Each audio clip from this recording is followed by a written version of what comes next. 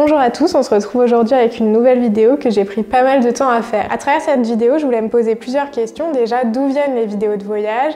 Et puis aussi, pourquoi on en fait et pourquoi on en regarde? Je vous ai donc demandé votre avis et il y a clairement plusieurs teams qui se sont dessinés dans ces réponses. D'un côté, on a les personnes qui regardent des vidéos de voyage pour planifier un voyage ou pour voyager à travers les vidéos.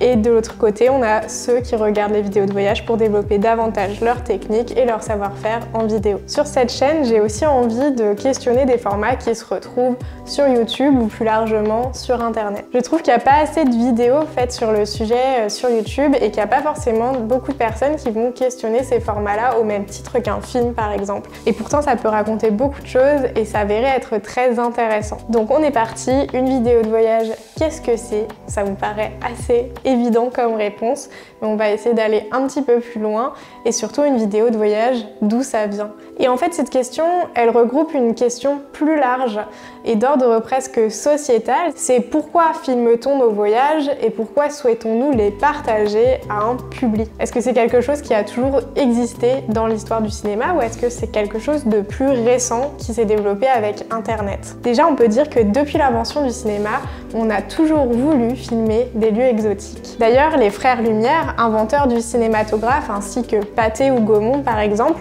croyaient davantage en cette utilisation du cinématographe. Ils pensaient que le cinématographe allait servir à filmer des vues d'actualité, des vues de lieux exotiques, inconnus au grand public, et puis aussi de permettre aux familles aisées d'acheter une caméra, d'acheter un cinématographe pour faire des vues de leur famille. D'ailleurs, dans la première projection publique du cinématographe, cette utilisation de la caméra était très largement mise en avant. Je ne vous en dis pas plus parce que j'ai déjà fait une vidéo sur le sujet et je vous la laisse en description. Depuis que le cinéma a été inventé, depuis qu'on peut filmer, on va filmer l'ailleurs. Si on devait retracer un petit peu l'arrivée des vidéos de voyage telles qu'on les connaît aujourd'hui, il y aurait deux éléments très importants à prendre en compte. Déjà, l'arrivée des caméras grand public et accessibles à tous. Et ensuite, évidemment, les vacances pour tous. Parce que si on travaille tout le temps, on ne peut pas faire de films de voyage. C'est en 1922 que Pathé met sur le marché la première caméra grand public, le projecteur Pathé Baby. Donc c'est à partir de cette période-là, en tout cas en France, qu'une plus grande partie de la population a pu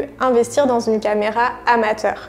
Bien sûr, c'était encore quelque chose de pas forcément commun à l'époque. Je vous passe la liste de toutes les caméras amateurs qui ont été mises sur le marché après 1922, mais je pense qu'il y en a une qui est importante à citer et qui est décisive dans l'histoire du home movie et dans l'histoire du film de famille et donc aussi de ce qu'on peut retrouver dans les vidéos de voyage aujourd'hui, c'est la caméra Super 8 qui est sortie en 1965 et que vous connaissez soit de forme parce qu'elle est assez iconique, soit au moins de nom, c'est sûr. Je vais la ranger.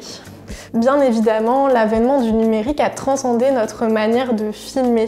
On a des caméras partout et c'est devenu une évidence. Aujourd'hui, on n'imaginerait pas un téléphone qui n'a pas de caméra, par exemple. C'est quelque chose qui a transformé notre manière de faire des films et le moment auquel on décide de faire un film. Le deuxième élément extrêmement important dans une vidéo de voyage, tout simplement, c'est le fait de pouvoir voyager. C'est quelque chose qui est assez récent. Pour faire très court, c'est en 1936 que les Français ont obtenu leur première congé payé. Et donc c'est à partir de ce moment-là que le voyage est devenu accessible en France, pas seulement aux familles aisées et bourgeoises. Bien sûr, ici quand je parle de voyage, c'est un voyage en général qui se faisait en France, par exemple partir en Bretagne ou partir dans le sud de la France. Au-delà des tensions politiques de l'époque et des tensions entre les pays, de toute façon, c'était pas quelque chose de commun de voyager à l'étranger à ce moment-là. Bien sûr, en plus de ces congés payés, les transports sont devenus de plus en plus rapides et en même temps que la mondialisation s'est développée, le tourisme s'est développé de pair, qui paraît assez évident d'ailleurs. Donc comment sommes-nous passés à des films intimes, personnels, souvent très simples,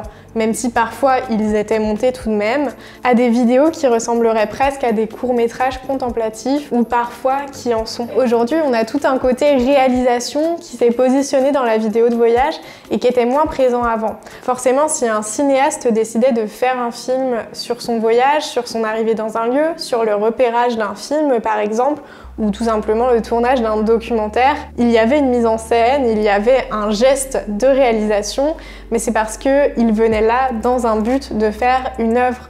Несколько вот это Амальфи, как-то очень красиво, molto bello, ma слишком курортное место. Место для отдыха, для туристов.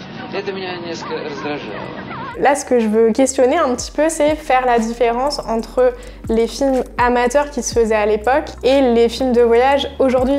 Pourquoi on choisit, alors que c'est pas forcément notre métier, de faire ces vidéos et de les faire de cette manière-là? Et est-ce qu'on le choisit vraiment d'ailleurs, ou est-ce que finalement c'est aussi parce que c'est comme ça que ça existe aujourd'hui sur YouTube? D'ailleurs, on pourrait presque dresser un cahier des charges des vidéos de voyage actuelles. Très souvent un montage rythmé en lien avec une musique, parfois une personne qui va présenter le lieu où elle se trouve, mais toujours avec des séquences clipesques.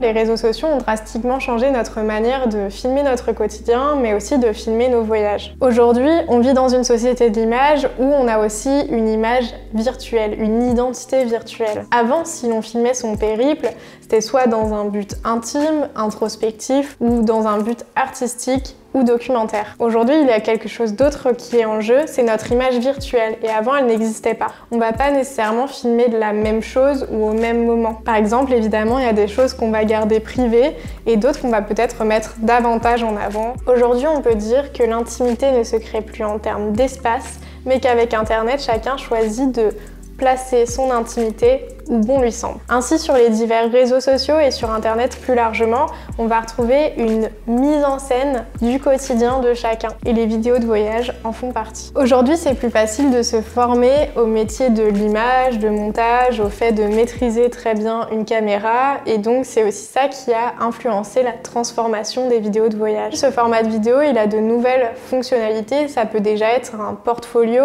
une vidéo qui prouve de votre savoir-faire technique et artistique, en plus de bien évidemment partager un lieu, une expérience, une atmosphère. Ce qu'on remarque, c'est qu'il y a un rapport de partage qui a changé. Avant, quand on filmait un voyage, on allait le montrer à ses proches, à sa famille, dans un cadre fermé, dans un cercle intime. Aujourd'hui, on va le partager à autrui et à inconnus. Et c'est peut-être aussi pour ça d'ailleurs qu'on trouve dans les vidéos de voyage un soin tout particulier de l'image, du montage. C'est aussi parce qu'on veut partager, et c'est la réponse qui est ressortie le plus dans ceux qui font des vidéos de voyage et qui me suivent sur Instagram. C'est l'idée de pouvoir témoigner d'un voyage, partager un voyage et permettre aux personnes qui n'ont pas forcément les moyens ou pas forcément le temps de faire ce voyage, ou pas forcément l'envie d'ailleurs, de le faire par procuration à travers une vidéo. Donc il y a tout un aspect d'échange qui s'est ajouté à ce format de vidéo amateur ou parfois professionnel. Certes, c'est un format qui peut paraître à première vue un petit peu formaté, mais si on fouille, on peut vraiment découvrir des vidéastes qui ont chacune leur vision du monde, leur vision du voyage, et aussi leur manière de filmer et puis de raconter, en fait, de retranscrire un voyage en vidéo. Parce qu'une vidéo de voyage, ça peut être plein de choses en fait. Ça peut s'apparenter à un reportage, à un documentaire, parfois même à une fiction, si la mise en scène ou si la narration s'y prête. Bref, ça peut être ultra varié. Je vais finir cette vidéo en vous conseillant quelques chaînes YouTube. Sur Instagram, vous m'aviez déjà cité pas mal de vidéastes de voyage, donc Charles Chillet, Cyril MP4, évidemment Bruno Maltor. Mais je voulais aussi vous faire découvrir des chaînes peut-être un peu moins connues et puis aussi pas seulement françaises. Déjà concernant des vidéos plus touristiques et culturelles, comparables à ce que fait Bruno Maltor par exemple, je vous conseille vraiment d'aller voir le travail de Little Gypsy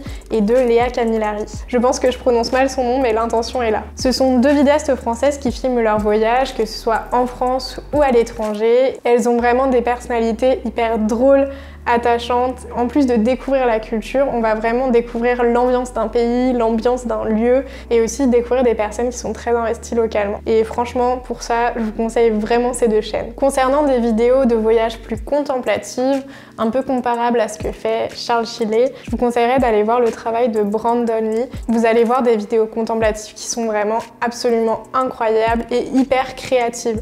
On a le côté clipesque, on a les transitions un peu particulières, mais là on voit vraiment que chaque transition ou chaque déplacement de caméra est complètement en lien et en adéquation avec ce qui se passe dans l'image. Et je trouve que cet aspect-là, il est remarquable dans les vidéos de Brandon Lee. Et si vous regardez les vidéos de voyage davantage pour vous former techniquement, je pense qu'il faut passer du temps à regarder son travail. Dans un tout autre registre contemplatif, c'est ma chaîne préférés de voyage, je dirais. Craig Adams, à la base, c'est un vidéaste de mariage américain et qui ensuite s'est reconverti dans des sujets plus minimalistes et ensuite dans la randonnée. Donc il fait que des vidéos de randonnée seul. Donc comme ça paraît pas très fun. On va pas rencontrer grand monde pour le coup. Mais il y a une manière de composer les cadres, de mettre en valeur le paysage qui est absolument incroyable. Et pour le coup, là, vous ne verrez aucune transition. Il y a un côté beaucoup plus calme, beaucoup plus contemplatif et beaucoup plus reposant lorsqu'on regarde ces vidéos. Si vous aimez la randonnée, si vous aimez les vidéos de voyage plus axées sur la nature, je vous conseille vraiment sa chaîne. Enfin, dans un côté plus vlog ou carnet de voyage, je voulais vous parler de la chaîne Les Artisans de Demain, qui est vraiment géniale. En fait, ils voyagent dans des pays qui sont pas forcément classiques. On n'a pas l'habitude de voyager dans ces pays-là, on n'a pas l'habitude de faire du tourisme dans ces pays-là. Et justement, ils essayent de défendre une autre manière de voyager et d'essayer de ne pas avoir peur et d'aller aussi dans des lieux qui ne sont pas connus pour leurs aspects touristiques. Voilà, je vais m'arrêter là, j'avais encore plein de noms à vous citer parce que c'est un format de vidéo que j'adore et d'ailleurs je fais aussi des vidéos de voyage, donc si vous ne connaissez pas mon travail, je vous invite à faire un tour sur ma chaîne YouTube et à découvrir ça. Il y a une playlist qui s'appelle Voyage, je crois. Encore merci à toutes les personnes qui m'ont répondu sur Instagram, c'était très important pour moi d'avoir votre avis parce que je voulais pas juste donner mon avis subjectif sur la question. Du coup, si ce n'est pas déjà fait, je vous invite à me suivre sur mon Instagram. Et puis surtout, si vous n'êtes pas abonné à cette chaîne, le meilleur moyen de me soutenir, c'est de s'abonner et de liker cette vidéo parce que ça va m'encourager à en faire d'autres et je saurai que ce type de vidéo qui ne parle pas de cinéma vous plaît. Et puis aussi, n'hésitez pas à mentionner vos youtubeurs voyage préférés en commentaire pour qu'on puisse découvrir tous de nouvelles têtes. Sur ce, je vous laisse et on se retrouve pour une prochaine vidéo.